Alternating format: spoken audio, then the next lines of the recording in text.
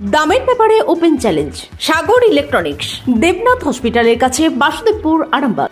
যাচাই করুন আজই। শিবম মার্বেল অ্যান্ড গ্রানাইট, ঐতিহ্য আর আধুনিকতার মেলবন্ধন, এখন গড়বাড়ি, আরামবাগে। ফোন 9475179586। আরামবাগ হসপিটালে রোগী কল্যাণ সমিতির চেয়ারম্যান কাকে করা হয় আমরা কি জেনে এসেছি?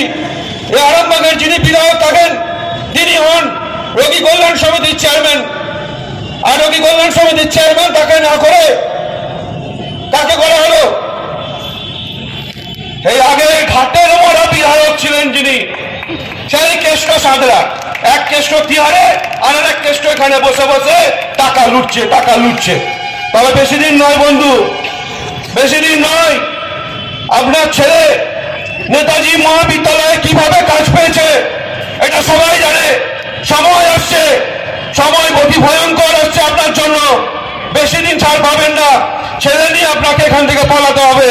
না থাকবে চাকরি আর না থাকবে আপনার চেয়ারম্যান। আপনি নিশ্চিন্তে বাড়িতে এখন বসে আছেন, সেটা আর বেশি দিন নয়।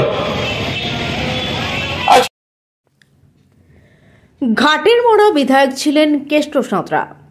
ভারতীয় জনতা পার্টি আরামবাগ বিধানসভা 1 নম্বর মণ্ডলের ডাকে একটি বিশাল পথসভা অনুষ্ঠিত হয়ে গেল বুধবার হুগলির আরামবাগ নেতাজি স্কোয়ারে। আর এখান থেকে বিমান ঘোষ প্রাক্তন বিধায়ককে ঠিক এই ভাষাতেই আক্রমণ করলেন। আসন্ন 2024 লোকসভাকে সামনে রেখে তৃণমূল কংগ্রেসের দুর্নীতির প্রতিবাদে বিজেপি আরামবাগ সাংগঠনিক জেলায় বাইক মিছিল থেকে শুরু করে পথসভা ও মিছিল করতে দেখা যাচ্ছে জেলা সভাপতি বিমান ঘোষের নেতৃত্বে। পাশাপাশি অকাল বর্ষণে ক্ষতিগ্রস্ত আলু চাষিদের পাশে দাঁড়িয়েছে বিজেপি নেতৃত্বরা। ক্ষতিগ্রস্ত চাষিদের হাতে তুলে দিয়েছে আলু বীজ। এদিনের এই সভা থেকে বিজেপি নেতৃত্বরা তৃণমূল কংগ্রেসকে তীব্র ভাষায় কটাক্ষ করেন।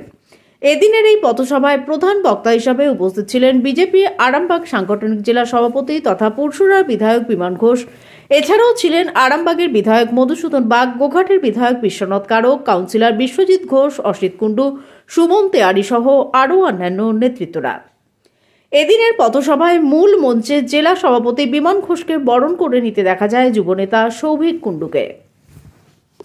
নিচে ফেলবো এই অঙ্গীকার নিয়ে সবাইকে পথ চলতে হবে, আগামী দিন আগাতে হবে। এইটুকু কথাই বলার ছিল বন্ধু। আগামী দিনে রাস্তায় আবার দেখা হবে।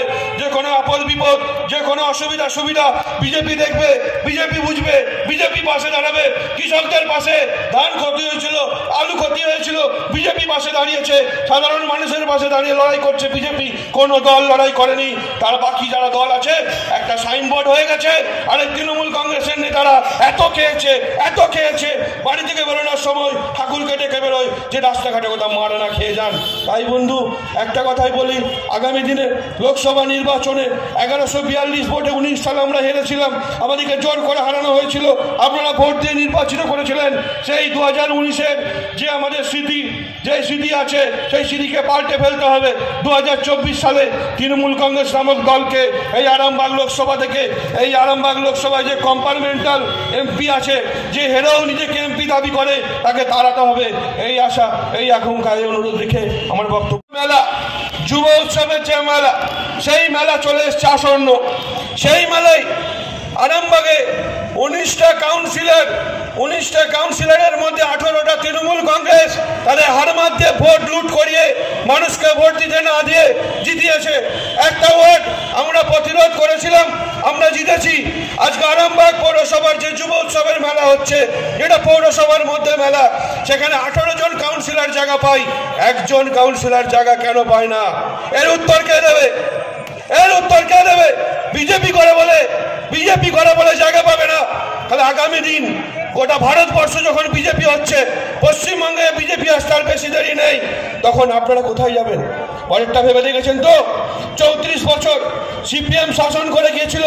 তারা ভেবেছিল কোনোদিনও সিপিএম পরিবর্তন হবে না। আজকে সিপিএম পরিবর্তন হয়ে যাবার পর তাদের অবস্থা কি হচ্ছে আপনারা চোখে আঙুল দিয়ে দেখছেন। চোখে আঙুল দিয়ে দেখুন কেদের অবস্থা কি হচ্ছে। এদের থেকেও ভয়ঙ্কর অবস্থা আগামী দিনে আপনাদের হবে, এটা আপনারা মাথায় রাখুন। কেউ ছাড় পাবেন না। আজকে কত জায়গায় আপনার দুর্নীতির কথা বলবো। হসপিটালে 360 জনকে, যাদের কোনো বৈধতা নেই, বাজেটে নিয়োগ করা হয়েছে কার সাথে? 360 জনের কাছ থেকে, কারো কাছ থেকে 1 লাখ, কারো কাছ থেকে 2 লাখ, কারো কাছ থেকে 5 লাখ টাকা করে নেওয়া হয়েছে। এর উত্তর কে দেবে? রোগী কল্যাণ সমিতির চেয়ারম্যানকে দিতে হবে। বিজেপি ছেড়ে কথা বলবে না, বিজেপি ছেড়ে কথা বলবে না। এই 360 জনের বৈধতা প্রমাণ করতে হবে, এটা জেনে রাখুন। আরামবাগ হসপিটালে রোগী কল্যাণ সমিতির যে চেয়ারম্যান বানানো হয়েছে, ওর উত্তর আপনাকে দিতে হবে। আজকে পিডব্লিউডি জায়গার ওপর অবৈধভাবে নির্মাণ করে সেখানে বাড়িকে বিক্রি করে দেওয়া হচ্ছে। আজকে পিডব্লিউডি জায়গার ওপর অবৈধভাবে বাড়ি নির্মাণ করে সেই বাড়িকে বিক্রি করে দেওয়া হচ্ছে কার স্বার্থে? মানুষ জানে না, মানুষ বোঝে না। সব মানুষ জানে, সব মানুষ বোঝে। এই যে বাড়ি আপনারা বিক্রি করছেন, এর জন্য আপনাদেরকে পস্তাতে হবে। আজকে জেনে রাখুন, 2011 সালে আপনাদেরকে পশ্চিমবঙ্গের মানুষ ক্ষমতায় নিয়ে এসেছিল তৎকালীন বামফ্রন্টের অত্যাচারকে উপেক্ষা করে, শুধুমাত্র একটা আশায় যে পশ্চিমবঙ্গের উন্নয়ন হবে, পশ্চিমবঙ্গের উন্নতি হবে। আজকে আপনারা 11-12 বছরে যে রূপ আজকে দেখিয়ে দিয়েছেন, সেই রূপ বাংলার মানুষ দেখে নিয়েছে। আপনাদের কোথাও ছাড় নেই, কোথাও ছাড় নেই। আর আজকে দিল্লিতে দেখতে পাচ্ছেন যে আস্থা মাল্টি স্পেশালিটি হসপিটাল, আন্তর্জাতিক মানের সমস্ত রকম পরিষেবা। আস্থা multi speciality hospital, Nabapalli, Arambagh. Building হয়েছে, তার রিপোর্ট আমার কাছে আছে। রিপোর্ট করা হয়েছিল বিএলআর অফিসে, সেই রিপোর্টে ডোবা উল্লেখ আছে। এখন বর্তমানে 5 তলা বিল্ডিং হয়ে গেছে। কে টাকা খেলো? কোথায় গেল? ডোবা এখন কি করে খালি হয়ে গেল?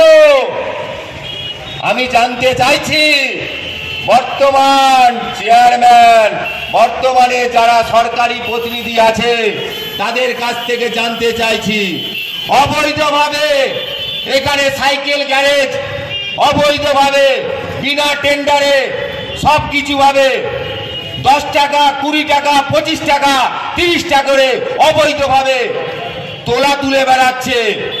সাধারণ মানুষ কিছু বলতে গেলে তাকে দাবি দিয়ে দেওয়া হচ্ছে, ভয় দেখিয়ে দেওয়া হচ্ছে। আপনারা বলতে পারেন কেন এই অন্যায় করছে?